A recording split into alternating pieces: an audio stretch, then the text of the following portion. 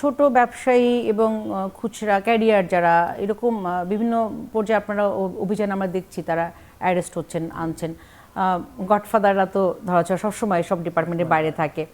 সেই জায়গাটা থেকে আপনাদের উদ্যোগ কি? আর একটা প্রশ্ন আছে আপনার কাছে, যে জামিন আমাদের দেশে কমন সমস্যা, যে অপরাধীরা জামিনে বেরিয়ে আসে, এই ধরনের অপরাধীরা, এই ক্ষেত্রে এই আপনাদের ডিপার্টমেন্টের চিত্র আসলে কি? যার পজিশনে মাদক পাওয়া যায়, যার অধিকারে বা যার শরীরে বা যার বাড়িতে, যার নিয়ন্ত্রণাধীন এলাকায়, আমরা তাকেই সাধারণত আসামি করতে পারি।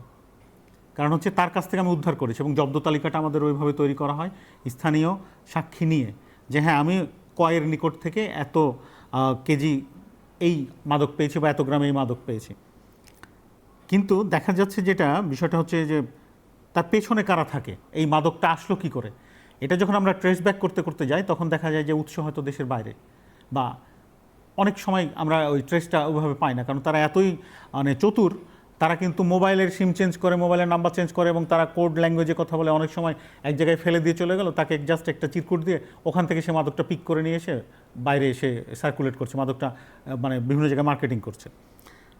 আমরা এই জন্য বাংলাদেশে যে কয়টা এজেন্সি মানি লন্ডারিং মানে অর্থ সংক্রান্ত অপরাধগুলো নিয়ে তদন্ত করে, তার ভিতরে আমাদের মাদকদ্রব্য নিয়ন্ত্রণ অধিদপ্তর বাংলাদেশে এলো এই প্রথম টাচলেস আরএকে সেন্সেশন ওয়াটার ক্লোজেট।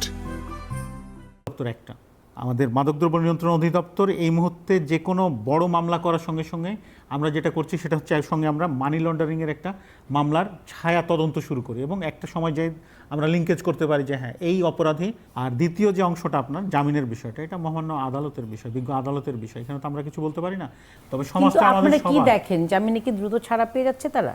অনেক সময় তাই ঘটে, তারা হয়তো বিজ্ঞ আদালত থেকে জামিন নিয়ে এসে আমাদেরকে উপহাস করে যে আমাকে ধরে তো রাখতে পারল না। তা আমি যেটা বলতে যাচ্ছি সেটা হচ্ছে রাষ্ট্র তো আমাদের সবার, সমাজটাও আমাদের সবার, সব পক্ষকে এটা মাথায় চিন্তা রেখে এই কাজগুলো করা প্রয়োজন।